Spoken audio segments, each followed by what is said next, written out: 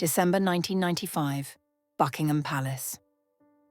Princess Diana walked through the gilded corridors toward the Queen's private sitting room. This meeting had been requested weeks ago, delayed, rescheduled, finally granted. Diana knew what this meeting meant, her last chance, her final appeal to the one person who could change everything. But what was truly shocking wasn't what Diana asked for. It was what the Queen's answer revealed about the monarchy itself. To understand the importance of this meeting, you need to understand what led to it. Diana had just given her Panorama Interview, the interview that shocked the world, where she admitted to bulimia, affairs, and questioned whether Charles should be king. The palace was in crisis mode. The Queen was furious. Prince Philip had written Diana harsh letters, calling her behaviour disgraceful. The institution was closing ranks, and Diana was the enemy. But Diana had one card left to play: a personal appeal to the Queen, woman to woman, mother-in-law to daughter-in-law, grandmother to the mother of her grandsons. Diana believed, perhaps naively, that if she could just explain herself to the Queen, if she could just make her understand, things might change. The Queen might intervene, might protect her, might acknowledge that Diana deserved better treatment. It was a desperate hope, but Diana was desperate. The Queen granted the meeting with reluctance. She didn't want to see Diana, didn't want to hear excuses for the Panorama Interview. But protocol demanded it. Diana was still technically a member of the family, still the mother of the future king, still for now her Royal Highness. So the Queen agreed. One final meeting to discuss the situation, the future, the divorce that everyone knew was coming. Diana prepared for this meeting like a lawyer preparing for trial. She wrote notes, rehearsed what she would say, tried to anticipate the Queen's responses. Diana knew this was her last chance. If she couldn't convince the Queen, she would have no allies left in the family.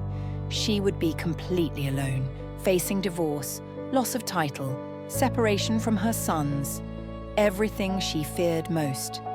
This meeting had to work. It had to. The walk through Buckingham Palace felt eternal. Diana had been in these corridors hundreds of times, but this time felt different, final. Like she was walking toward judgment. The staff who passed her looked away. No warm greetings, no friendly smiles. Diana had become toxic, a problem to be managed, a threat to be neutralized. She could feel their hostility, their disapproval. The institution had turned against her. Diana was shown into the Queen's sitting room. It was elegant but surprisingly modest for a monarch. Comfortable furniture, family photos, a sense of lived-in warmth. The Queen was already seated, upright, formal, her face a mask of controlled neutrality. "Good afternoon, Diana. Please sit down." Diana sat on the edge of a chair, her posture perfect, her hands folded, every inch the well-trained princess. But inside, her heart was racing. The Queen poured tea, the ritual of British civility. No matter how tense the situation, there was always tea. Diana accepted a cup but didn't drink. Her throat was too tight. The Queen spoke first. "I think we both know why we're here. Your interview has created quite a situation." Diana nodded. "I know. I'm sorry for the disruption it caused, but I want to explain why I did it." The Queen raised a hand. "I'm not interested in explanations, Diana. What's done is done. We need to discuss what happens next." Diana felt her carefully prepared speech dying before she could speak it. The Queen didn't want to understand, didn't want to hear Diana's side. She just wanted to move forward, to contain the damage, to protect the institution. Diana realized in that moment that this meeting wasn't about reconciliation, it was about terms of surrender. But Diana tried anyway. "Mom, I want you to understand. I gave that interview because I had no other choice. I've tried for years to work within the system, to be the princess I was supposed to be. But I was drowning. Charles's affair, the palace's indifference to my suffering, the constant criticism. I needed to tell my truth. I needed people to understand what really happened. The Queen's expression didn't change. Your truth, as you call it, has damaged the monarchy. It has embarrassed the family. It has put your sons in an impossible position. Diana felt anger flash through her. My sons? You want to talk about my sons? Where was this concern when Charles was having an affair? When I was crying for help? When I was so depressed I tried to kill myself? Where was the family then? The Queen's face hardened. Diana, you're being hysterical. This is exactly the behaviour that has caused so many problems. You're too emotional, too unstable, too unable to control yourself. The words hit Diana like physical blows. This was it, the fundamental disconnect. The Queen saw Diana's emotions as weakness, as failure, as evidence of unsuitability. Diana saw her emotions as evidence of being human, of feeling pain, of responding naturally to an unnatural situation. They would never understand each other. They were speaking different languages, operating from different realities. Diana tried a different approach. Mom, I'm not asking for sympathy. I'm asking for fairness. Charles admitted on television that he committed adultery, but he's still supported by the family, still protected by the institution. I spoke about my suffering and I'm treated like a traitor. How is that fair? The Queen's response was cold. Charles is the heir to the throne. His position must be protected. You, Diana, are replaceable. Replaceable. The word hung in the air. Diana felt something inside her shatter. She had given 14 years of her life to this family. She had produced 2 heirs. She had fulfilled every duty perfectly. She had smiled through misery. She had protected the monarchy's image, even while the monarchy destroyed her. And she was replaceable, expendable, disposable. But Diana fought back tears. She wouldn't give the Queen the satisfaction of seeing her cry. I see. So it doesn't matter that I was treated terribly. It doesn't matter that Charles lied to me, betrayed me, humiliated me. All that matters is protecting the heir. The Queen nodded. Now you understand. The monarchy is bigger than any individual, bigger than feelings, bigger than personal happiness. You knew this when you married Charles. You knew what you were signing up for. Diana shook her head. I was 19 years old. I didn't know anything. I thought I was marrying a man who loved me. I thought I would have a real marriage, a real partnership. I didn't know I was signing up to be a breeding mare. The Queen's face showed a flash of anger. That's quite enough. You're speaking of things you don't understand. Marriage for people in our position is different. Personal happiness is not the priority. Duty is the priority. Diana leaned forward. And what about William and Harry? What happens to them in your world of duty over happiness? Will they be forced into loveless marriages too? Will their feelings be dismissed as hysteria? Will they be replaceable if they don't follow every rule? The Queen's voice was steel. William and Harry are being raised to understand their roles. Unlike you, they will know their place, their duty. They won't make the mistakes you've made. The conversation continued for another hour, but the fundamental positions never changed. The Queen believed the institution must be protected at all costs. Diana believed people mattered more than institutions. The Queen saw Diana's emotions as weakness. Diana saw the Queen's coldness as inhumane. They were at an impasse, and Diana knew she had lost. Finally, the Queen delivered the news Diana had been dreading. Philip and I have discussed the situation extensively.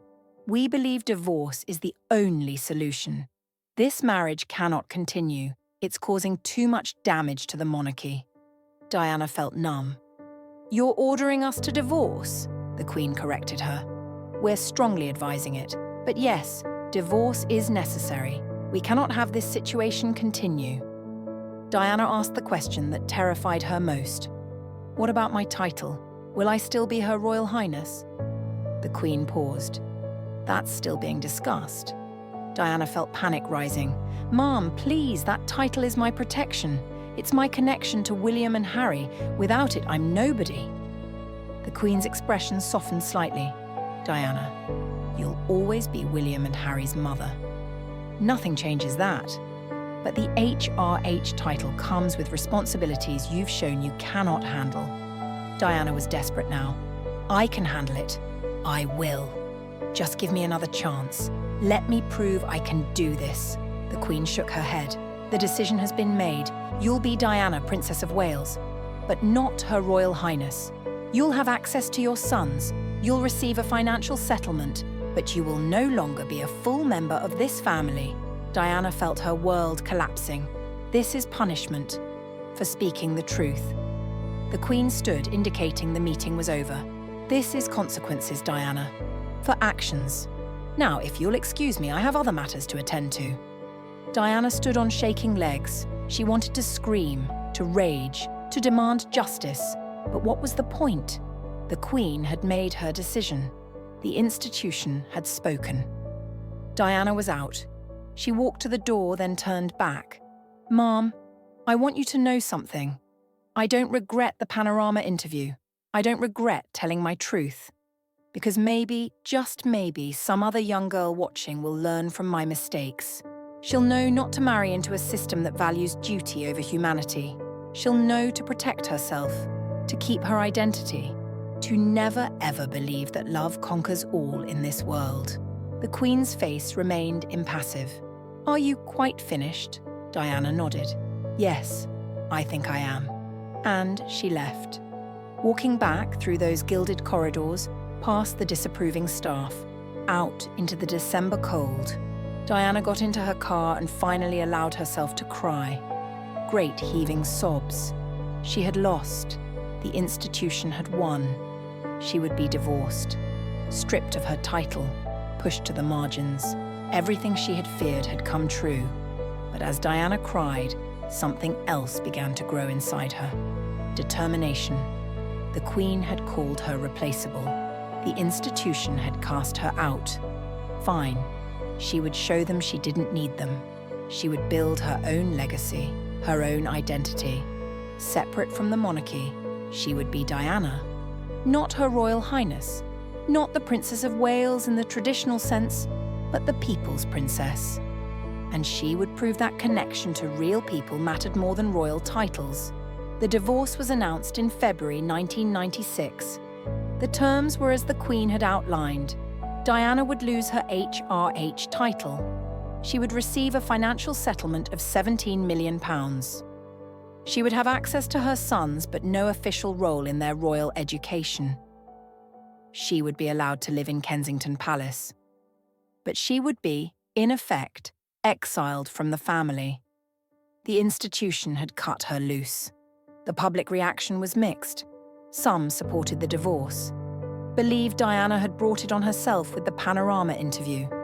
Others were furious, felt Diana was being punished for speaking truth. The loss of the HRH title especially angered people. Diana was still the mother of the future king. She was still Princess of Wales. Why strip her of the title? It seemed petty, cruel, designed to diminish her. Diana's friends later revealed how devastated she was by the loss of the title. She felt it made her vulnerable, unprotected. She believed the HRH title gave her a certain level of security. Without it, she was just another celebrity, subject to the same harassment as anyone else. Diana's fears would prove tragically prescient. In Paris in 1997, without the HRH title, without official royal security, Diana would be vulnerable to the paparazzi chase that killed her. But in those months after the final meeting with the Queen, Diana tried to rebuild. She focused on her charity work, her landmine campaign, her AIDS advocacy. She dated, she travelled, she attempted to create a life separate from the monarchy. And in many ways, she succeeded. Diana became more popular than ever, more loved, more influential. The institution had cast her out, but the people embraced her. The Queen watched this with mixed feelings. She had believed that without royal status, Diana would fade away, become irrelevant. Instead, Diana became more powerful. The People's Princess was a real title, one given by genuine affection, not inherited privilege. The Queen began to realize she had miscalculated. Diana didn't need the monarchy needed Diana. Her ability to connect with people, to show emotion, to be relatable. Those were qualities the monarchy desperately lacked. But it was too late. The divorce was final, the separation complete. Diana and the Queen would have minimal contact in Diana's final year of life. When Diana died in August 1997, the Queen's initial response was cold, distant. She stayed at Balmoral with William and Harry, refused to return to London, refused to publicly mourn. It was classic Windsor behaviour. Stiff upper lip, private grief. But the public was outraged. They wanted the Queen to acknowledge Diana's importance, to show emotion, to be human. Finally, 5 days after Diana's death, the Queen addressed the nation. She called Diana an exceptional and gifted human being.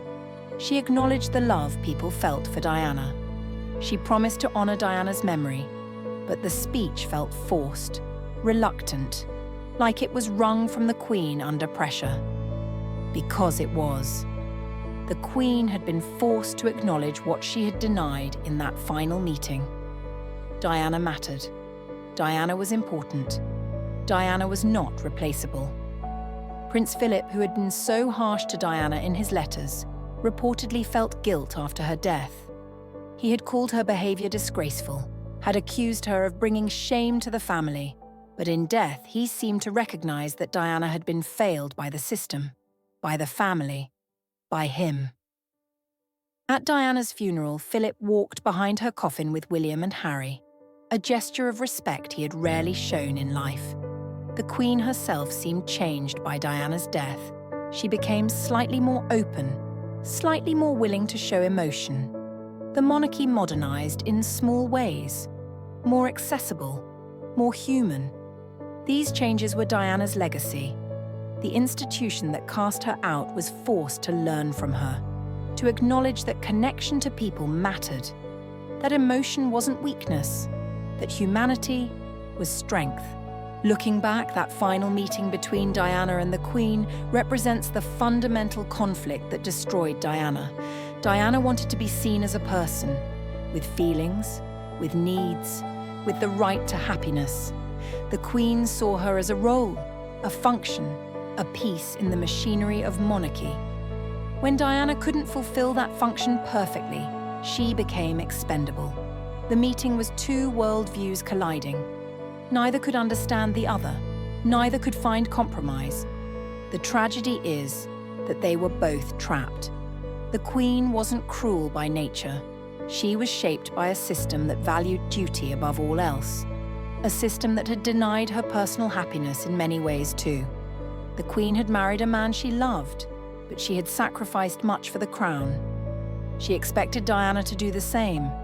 When Diana refused, when Diana insisted on being treated as a human being, the Queen saw it as weakness, as failure, as betrayal of duty. But Diana couldn't be what the Queen wanted. She was too emotional, too sensitive, too human. The system that worked for the Queen destroyed Diana. And in that final meeting, the Queen made clear that the system wouldn't change for one person. No matter how much she suffered, no matter how loudly she cried for help, the institution came first, always. And Diana would have to accept that, or leave. Diana chose to leave, or more accurately, was pushed out. In the years since Diana's death, there have been many what-ifs. What if the Queen had been more sympathetic in that final meeting? What if she had protected Diana instead of casting her out? What if she had recognized that Diana's popularity was an asset, not a threat? Would Diana still be alive? It's impossible to know. But many believe that if Diana had retained her HRH title, if she had kept official royal protection, the Paris tragedy might never have happened. Prince William and Prince Harry have navigated their relationships with their grandmother carefully. They love her, respect her, but they have also learned from their mother's fate. William has been careful to protect Kate, to ensure she's properly supported. to make sure the institution doesn't consume her the way it consumed Diana. Harry went further. He left. He chose his wife and his happiness over duty. He walked away from the system that destroyed his mother. The Queen reportedly didn't understand Harry's choice, but Diana would have. Diana would have been proud. The final meeting between Diana and the Queen ended with Diana walking out into the December cold, crying in her car, feeling defeated. But that wasn't the end of the story, because Diana rebuilt. She found her purpose. She created her own legacy, separate from the crown, based on compassion, connection, and real human feeling. The Queen said Diana was replaceable, but history has proven otherwise. There will never be another Diana, and the monarchy, for all its traditions and protocols, is less without her. From Diana's diary, written the night of the final meeting with the Queen, I met with the Queen today. I went hoping for understanding, maybe even support. I was naive. She made clear that I'm expendable, that the institution is everything, that my feelings, my suffering, my humanity, none of it matters compared to protecting the crown. She called me replaceable. That word will haunt me, because I've given everything to this family, my youth, my innocence, my identity, and I'm replaceable. But you know what? Maybe that's freeing. Maybe being cast out means I can finally be myself. Not Her Royal Highness, not the perfect princess, just Diana. A woman trying to do good in the world. A mother who loves her sons. A person who feels deeply and refuses to apologize for it. The Queen wanted me to be less human. I'm going to be more human. That will be my revenge and my redemption. The final image of this story is not from the meeting itself. No cameras were present. No photos exist. The final image is from a year and a half later. Diana in Angola, walking through a minefield, wearing a protective vest, looking directly at the camera with determination and purpose. This is Diana post-divorce. Diana without her title. Diana cast out by the institution, and she's more powerful than ever. The Queen said she was replaceable. This photo proves otherwise. Diana had found her true role, not as royalty, but as a humanitarian, a voice for the voiceless, a force for good. The monarchy had released her, and in doing so, had freed her to become who she was always meant to be. Not a princess in a palace, but a princess of the people, forever.